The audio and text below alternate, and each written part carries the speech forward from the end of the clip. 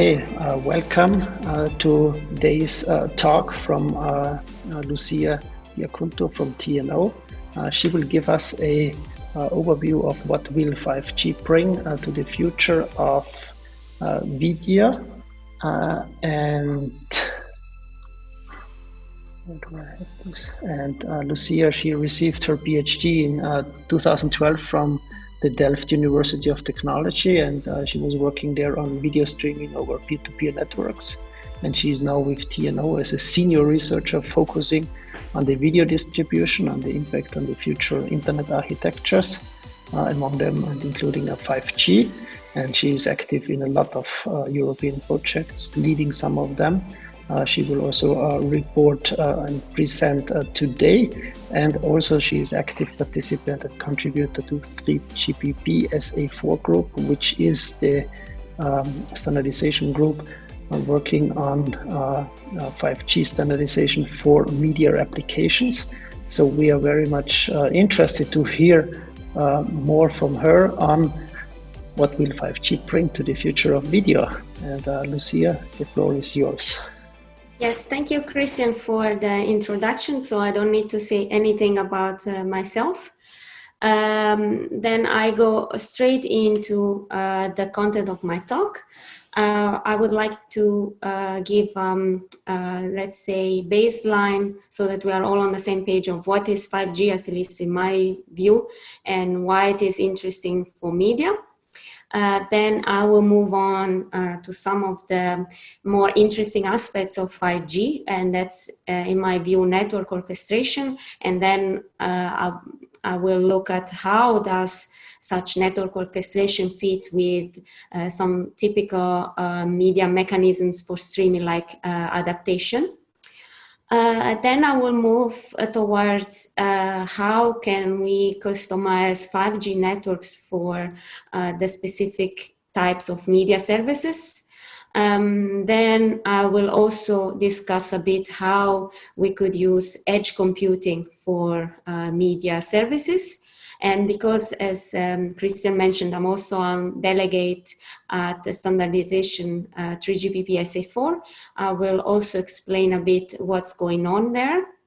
And based, let's say, on my experience in this topic, I will also draft what, according to me, are takeaways for the operators, so the network providers, the service providers, so the media service providers, and for research.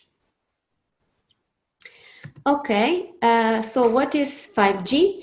If you hear from a non-expert, 5G is just, let's say, a bit of a faster mobile network like 4G, but faster with new frequencies that are, according to some people are a bit afraid of these frequencies, but they are not actually dangerous. But if we give a bit of a look better at 5G, it's not just faster, it's not just using different frequencies, but it's also focusing on, instead of offering a general purpose network for everybody to use as is, the goal of 5G is actually, let's try to offer mobile networks that are a little bit tailored to different types of use cases, different type of services that can use it. And to make things manageable, at the moment they have identified three, let's say, macro classes of services: enhanced mobile broadband, and that's including all those services that require a lot of bandwidth, like video and media streaming. Then another area is ultra reliable and low latency. So there the use cases are more, for instance, for autonomous driving, or for, let's say, tactile internet. So where you need to control some devices from distance, and you want a very low latency to be accurate in the things you're doing. Otherwise, a car may crash or something bad can happen. And then another class of services is massive machine type communication. That's there you have to think about Internet of Things. So we have many devices that do not require a lot of data throughput, but they are in number quite many, and they all need to send data to the network or maybe receive data to the network. So let's say 5G is born with the ambition to be able to be customizable for at least these three macro categories of services. Then going on with this line of thinking, 5G created what are now called network slices. So the concept of network slicing is that we have a physical network, and that's displayed in this picture at the bottom. That's the one that contains the actual hardware for networks, like the physical links, the physical switches, and so on. And instead of using directly this network for the various services, the idea is to use a network orchestrator, which is a layer that manages these hardware services, and on top of that creates a number of virtual networks. So what then the end users and the service providers will see is not the physical network, but one or more of the virtual networks. So you can create a virtual network that is catering for mobile broadband services, and that would be then the mobile broadband slice. And similarly, you can create other virtual networks that have certain features that are catering for other use cases, like in the case of this picture, healthcare and Internet of Things.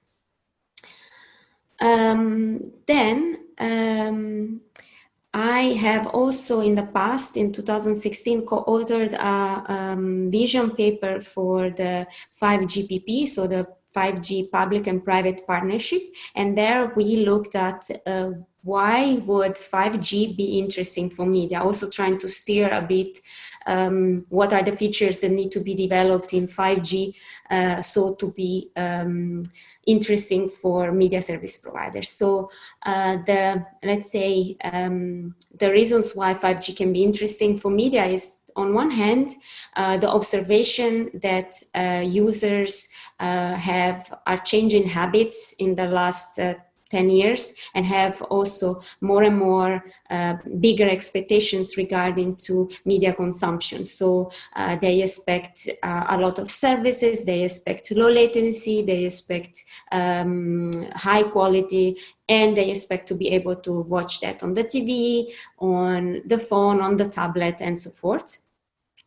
And because of this change in user habits, then the media service providers, they are faced every year with these increasing demands from consumers regarding data rate and number of concurrent consumers, because in a household nowadays, maybe you have parents and children, they all have mobile phones and so on, and they are maybe watching streaming videos at the same time.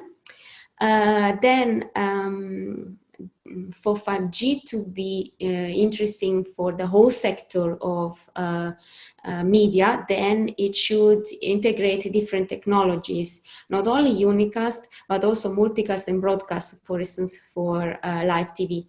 And on top of that, it will be useful if there are additional capabilities in the network to improve the way in which services are offered to users. It's also important that these 5G networks are very scalable so that we can support a varying number of users, and that there are sustainable business models so that service providers are incentivized to use 5G networks. And in line with this, 5G should offer simple APIs and ways for service providers to access their services within the network and to manage basically their service better and the elements of the service that are running within the network.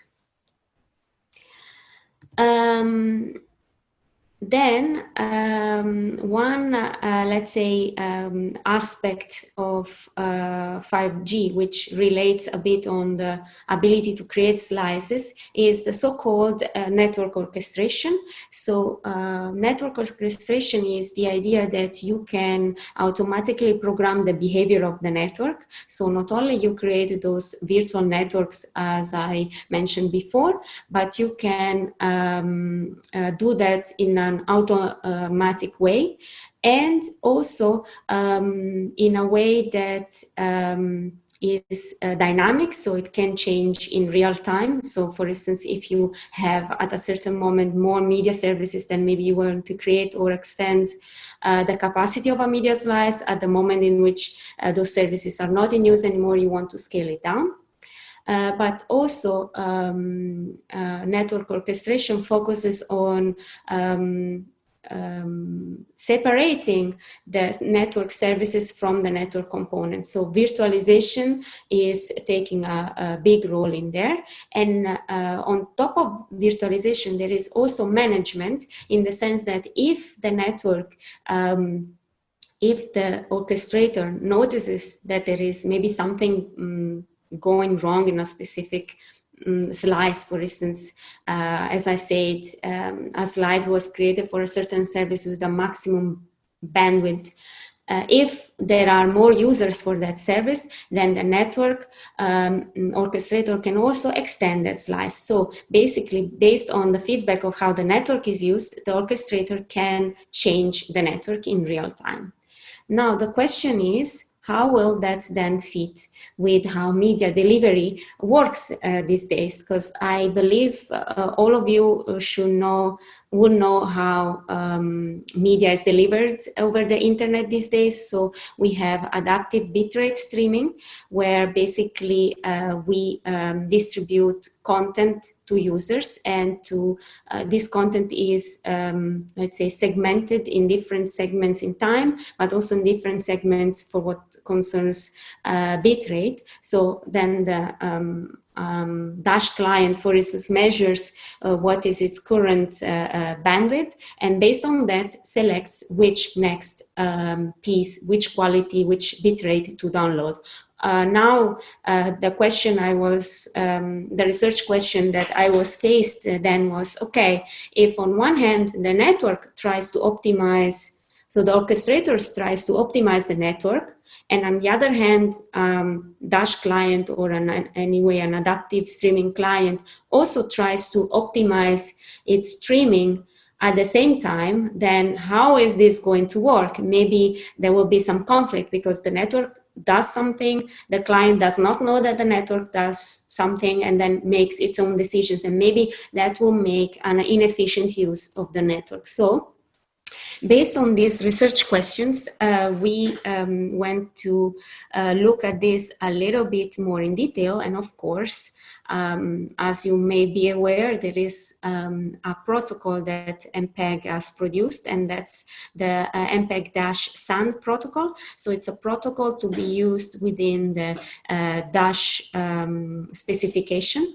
SAND stands for Server and Network Assistance Dash, and the idea is that there is a server in the network called dane, Dash-aware network element, that communicates with the client. It can be inbound or out of band, but it can exchange information with the client regarding, for instance, the client can tell the dane what next chunks it's planning to request. It can also ask the dane, which bitrate should I request my next chunk at? So it's a first attempt, or it's a way for, let's say, giving additional information to a Dash client based on the network situation, so that the Dash client can take a more informed decision. However, it's still not specified in any case how the dane would take that information to help the client. So how does the dane know what's going on in the network? And even if the dane gives information to the client, for instance, at which bitrate the client should be streaming, there is, how do we know whether the client is still listening to the dane or not? So in my view, at least to make the full picture complete, there are some elements missing. And to, let's say, work towards a solution to this, we have applied for an open call of the European project Triangle 3 years back. And our proposal, so the TNO proposal, was that of linking the dane, so the dash-aware network element, with the orchestration in the network. So at least our vision in TNO is that in order to jointly manage media services, you need to basically not have the network disconnectedly manage resources, but the network should in some way communicate with media elements to make sure that the decisions that are made both from the media application and from the network are coherent and they work together rather than against each other. So our approach in this was, let's have the dane we implemented a new interface in the dane which communicated with the network orchestrator. We used OSM, open source Mano, as a network orchestrator. That's why there is Mano there. And basically what we do is we have an application, for instance, a video streaming application that asks the network at which bitrate should I be downloading content. And then the dane, depending on how many applications, or depending on how many other clients are there, and based on the bandwidth available, which information gets from the network orchestrator, then informs the client, like it says, for instance, you have this much bandwidth. So in addition to that, not only does the dane get information from the orchestrator on what is the bandwidth available in the core network, but it also sends the information of like, okay, that client will be streaming at, for instance, 5 megabit per second. Then what the orchestrator does, it will instruct the network switches, which in our case are SDN controllers, that that client has maximum throughput of 5 megabit per second. So if the client will be cheating and asking more than 5 megabit per second, then he will not be able to receive that because his bandwidth will be throttled by the SDN controller. So in this way, we kind of ensure that that what has been agreed between the network and the application is actually enforced. So we did some experiment with this based on this architecture and on this idea. And in these experiments, we had a well-behaved client and a cheating client. So here I'm reporting the results of the well-behaved client. The well-behaved client, in the left side, we see the buffer level and the requested bitrate in the case in which there is no network orchestration. And on the right side, we see buffer level and requested bitrate when network orchestration is used. And then you see this vertical red line, which is the moment in which the network lowers the, let's say, bandwidth allocated to this client to 5 megabit per second. So we see that the client, because it communicates with the dane, and it's not cheating, it's immediately or quite quickly decreasing the bandwidth, the bitrate that it's requesting. And we also see that the buffer level remains more or less constant. And we actually don't see a lot of difference between the case in which there is network enforcement in place and not. While we do see this difference for a cheating client, So here we have the same graphs for cheating clients. So cheating client is one who does not listen to what the dane says. So we see that in the case in which there is no enforcement at the SDN controller, the cheating client continues requesting the higher bit rate, and then after a while the situation which we see is that the client is really oscillating between different qualities, because it's always trying to get something which he may not be able to achieve. While in the case on the right, we see that if there is, let's say, enforcement of that decision from the dane at the SDN controller, we see that basically because the client gets throttled when it's requesting a higher bandwidth, we see that its request is much more constant. So eventually it's let's say even this client that is not listening to the dane gets better, let's say we can say gets a better quality, because being always constant to a quality is better than switching. Then we took these ideas further in another open call for the Horizon 2020 project 5G in Fire. So there the goal was to extend, let's say, the setup we did in Triangle, and focus more on building media slices that are good for media services. And there were 4 aspects that we identified. The first one is network assistance. So it basically is goes in the direction of what I just mentioned on having that link between the send protocol and what the network does in respect to that.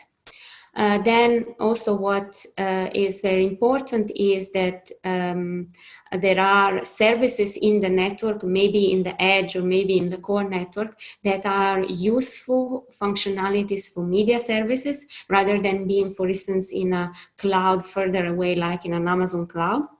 Then also driven by the requirements of 5GPP,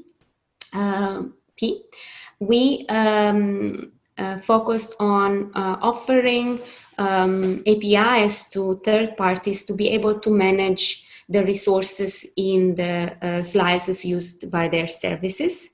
And in this way, for instance, not only they can, what we did is not only they could monitor, let's say, the metrics related to their users QE, but they could also be able to configure the network slice with different characteristics. For instance, say I need a transcoder element there, or I need a caching element there. And they were also able to discover, for instance, there is a dane in the network. And of course, to make this all work properly, we had also a testing framework for the automatic reproduction of experiments. And we played with 2 use cases, live media production and low latency VR streaming, which means that we also created 2, in our test bed, 2 slices, one customized for live media production and one customized for low latency VR streaming. For the live media production slice, what we had for us, the important aspect was the uplink. And then we also offered in the network something that I call here video aggregation service, but it's basically a box where all the incoming uplink streams are going. And then this box decides which one is gonna be sent to the broadcaster for actual streaming to consumers. And for the video, that is, the selection can happen either automatically, or there can be maybe an editor selecting a stream. When a stream is selected, then the client, the corresponding client producing that stream also gets a higher bandwidth from the network, so that it can stream the video at a higher quality. And in that way of doing, we also use dane and send to ensure that one client has a higher bandwidth than the other clients. And for low latency VR streaming, what we looked at is normally if you want to stream VR video to a user, you have to you send the whole 360-degree picture. Sometimes what you do is the static tile streaming, so you tile this content beforehand, and then depending on where the user is watching, you send the tiles in his field of view. And typically you also have a lower resolution view of the whole 360 degrees. This is consuming quite a lot of bandwidth, so we wanted to check whether if we would have let's say a streaming server within the mobile network of the operator, where is it possible maybe to just cut the current view of a user and send only that part. Of course, you need to have low latency. So that's, let's say, this functionality is something that we have added in the other slides to see how that would work out. So I'm just showing here you a bit what is the physical view of this testbed. It looks very similar to the other one because we have the same testbed. So we have some switches there and orchestration functionalities which are in the cloud there. And based on this physical infrastructure, where we ended up with was, if we see from a functional point of view, a testbed with one physical infrastructure offering two virtual networks, which are our slices. One is the live uplink slice with the dane and the video aggregation function. And then the other one is the VR streaming slice that has the rendering function for the cutting the field of view of the user, and then also a dane to ensure that the enough bandwidth is reserved for this user to be able to stream the video. And the orchestrator that is, let's say, managing the slices and talking with the various danes in the slices. And then on the other side, the orchestrator also offers some APIs to the service provider so that they can configure what the service should look like in their case. I don't have results of experiments of this because it's research still in progress, but at least you have an idea of what are things to consider when you want to create specific slices. Also, in our testbed, the creation of the new slice takes in the order of minutes. I would say maybe half an hour or something like that. We are working also with the OSM to reduce this creation time, and that's the focus of future work. On the other hand, if you know that, for instance, you have scheduled events or something like that, you can already create a slice beforehand, and then when an event is happening, then you can activate it. Then I would like also to present to you the results of another open core project that we did that was in the context of the Horizon project Flame. The Flame project is focused on the utilization of edge computing for services that need to do something local to the area of where the users are situated. So we proposed a localized media production service. What our idea was with this service is that sometimes you are at an event and then you want to see what is happening in other parts of the event. For instance, you have a stadium where you are at, and there is another podium somewhere else, and you want to know what's going on there. So then you can use this app and see videos in real time of other people that are at the same event, but in other places. You can also do that, for instance, to discover if there is queues at a food stall or something like that. So in this case, it's very convenient to have a lot of processing local so that we don't congest the network, and also for lower latency. In this project, we also had sort of AI service that was analyzing the videos produced in real time and tagging them. So it was recognized where the video was taken, what were objects in this video. In this way, if other people were looking for specific landmarks or for specific objects or for specific areas, they could easily see from the app which videos were marked with the tag of their interest. And we did a trial in Bristol because that's one of the locations where the Flame platform was rolled out. To give you a little bit of an overview of our architecture, we used a two-layer, let's say, edge architecture. On one hand, we have some edge servers that are located in the access point near to the users. And then we have some more centralized, still in the edge server that is doing some more of the processing. So basically, the edges nearby, let's say the lower layer edges, they are doing the ingest. So if there is, for instance, somebody which is connected to the same edge and wants to watch the video, for instance, in this case, client 2 is connected to the same edge as client 1 and wants to watch the video of client 1, then with a local breakout, the RTMP video is directly sent to these users, while at the same time, in these lower level edges, also the object recognition module is running to categorize the objects.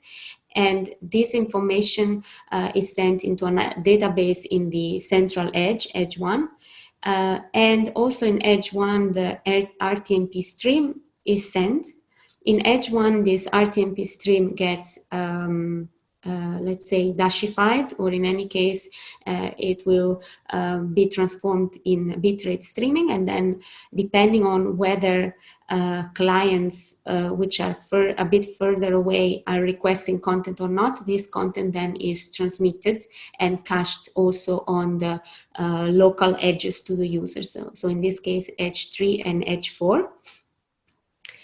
So what we get in this way is that the users get very low latency streaming.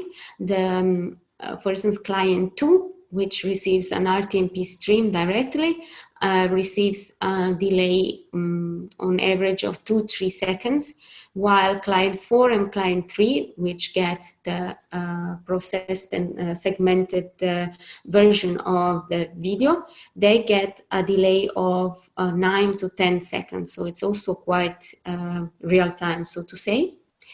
And by using this approach in the trial we did in Bristol, we were able to save 93% of the bandwidth due to local processing. That means that because of the fact that many users requested the RTMP stream because they were nearby, or thanks to the dash caching in edge 3 and edge 4, we actually needed to send very few bits across.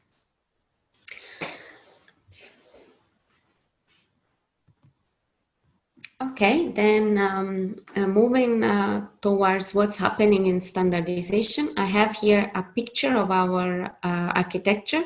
Maybe a little bit scary for people to watch at, but don't worry, I will explain a bit the important details, and if you have questions later on, please ask me.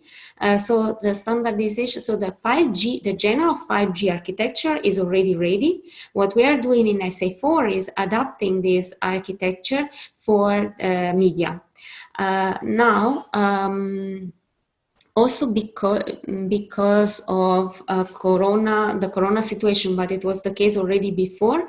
In the next release 17, we will only have some basic functionalities of what 5G can offer, what I would call a 4G plus. And a further announcement will be hopefully in release 18. So basically, what I can explain to you here is that in 5G, there is the concept of application function, and that's function that is in the operator network that can communicate with the control plane of 5G, so can manage what's going on in that slice, but at the same time can also communicate with the applications. That's why it's called application function. And in our case, for instance, the dane, it's still, we still haven't decided that, but in many discussions we are having, the dane seems to fall in this category. So it's going to be most likely an application function, because on one hand it has to communicate with other network element to know what's going on, and it has to communicate with the media client. And in our architecture, this connection is towards a specific element of the client, and it's the media session handler. Another element that we have in this picture is the application server. This is basically, you can see it as, for instance, the streaming server or a cache and so on. And this server also communicates, but we haven't specified yet how, with the application function, of course, so that let's say there is a continuous loop, and let's say the principles which I mentioned to you before, that the client doesn't do things disconnected from the network, is, let's say, maintained in this architecture. That's more or less what the message is of this architecture. Although in the first version of the architecture and of the specification, we don't have really advanced functionalities. We don't use a lot of application functions in there. We are more focusing on basically making sure that that the clients implement the right interfaces to be able then in the future to receive further services from the network. And on the other hand, so on the right hand side of the picture, that also the application providers are offered with the right interfaces to, for instance, provision their services, start up their services, and tear down their services. And also in with, for instance, the interface M2 to ingest actually content in the caches, for instance, the edge caches that are deployed in the mobile network of the network of the mobile network operator. Okay, then based on this, I would like to offer some suggestions. So based on my experience on what I think should happen next, the operators should still focus quite more on making 5G attractive to service providers. In particular, the operators still have a bit of the old-fashioned mentalities that they want to offer the service themselves, while at least in my view and in TNO's view, they should facilitate, they should also focus on facilitating these third-party application providers to offer services, media services on their network.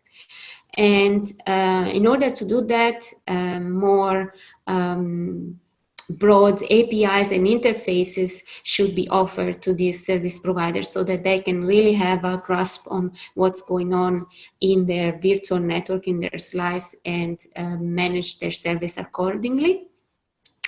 Then for what concerns the service providers, there is lots of potential in 5G, but at least what I notice in SA4 is that there aren't many service providers present. So their needs, which in my view should drive how many things are standardized, is not really taken that much into account, because they are not present there, so we can only a bit infer what their wishes are, and depending on the company, maybe they infer different things. So it's just assumption. We are working mostly in the presence of an assumption of that's what we think service providers need. So it will be very nice to reduce this distance between standardization, in particular SA4, and service providers. And for what concerns the researchers, in my view, 5G has become a little bit complicated. So you have all that network function virtualization that I mentioned before. You have functionalities to monitor, to orchestrate, to virtualize stuff. So it's all quite complex. If you want to offer 5G in a usable way to third parties, or how they call it in the 5G terminology, verticals, then you also need to kind of simplify this complexity, or like the complexity is there, but you maybe should simplify the way in which 5G can be used by third parties, such that on one end they still can use the power of 5G, but they don't have to be bothered on, for instance, starting up a virtual machine somewhere, or deciding how many switches should be in their slice, and so on and so forth. So like what I meant to say is more like abstracting this complexity towards the service providers. And I also think it should be very important for the research community to connect more with industry, but also with standardization. There are a lot of European projects running these days on 5G, and I see very little influence of these projects in standardization. But at the end, the 5G we will have is the one that is produced in standardization. So it's very important to have a footprint there as well. Okay, and this is the end of my talk. So if you have some questions for me, please let me know. Thank you very much, Lucia, for this very interesting talk.